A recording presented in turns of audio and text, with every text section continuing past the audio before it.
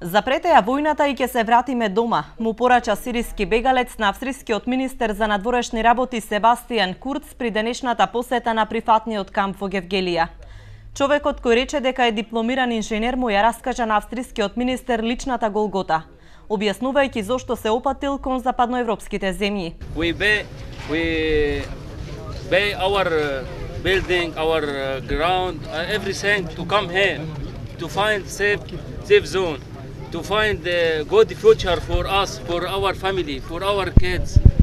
We lost everything in Syria.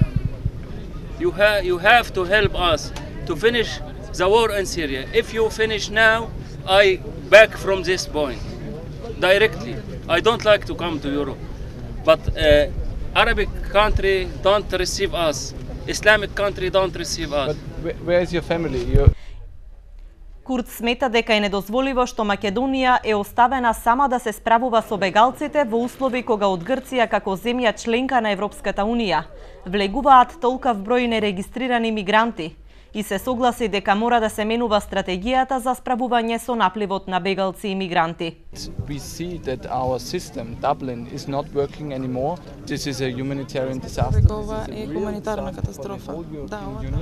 And I think there's the real need to have more focus on this problem, not only on the route through Italy, but also on the route on the Western Balkans. Министерот за внатрешни работи Митко Чавков рече дека поради неконтролираното пропуштање од јужната граница Македонија е безпомошна да се справи со бран од бегалци. Само за викендот во Гевгелија пристигнале над 8.000 луѓе, што е третина од локалното население, а на терен биле 800 полицајци. Причината за тоа беше неконтролираниот влез, односно неконтролираниот трансфер од Грција во Република Македонија, отсуство или немање никаква контрола од страна на грчка граница.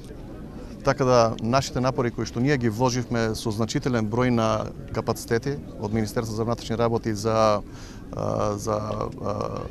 посоодветно обезбедување на границата и контролиран, односно редуциран влез на мигранти за да бидат соодветно третирани од хуманитарен аспект. Првиот ден не вроди со плод и од другата страна кога немате контрола се собра околу 5-6 000 мигранти. На границата ситуацијата е под контрола. Полицијата етапно ги пушта и упатува во прифатниот камп каде се привремено згрижени.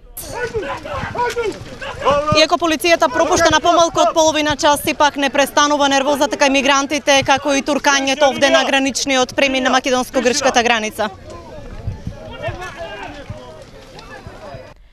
Нов бран бегалци се очекуваат и во следните денови и според најавите ќе продолжат и во текот на наредните месеци.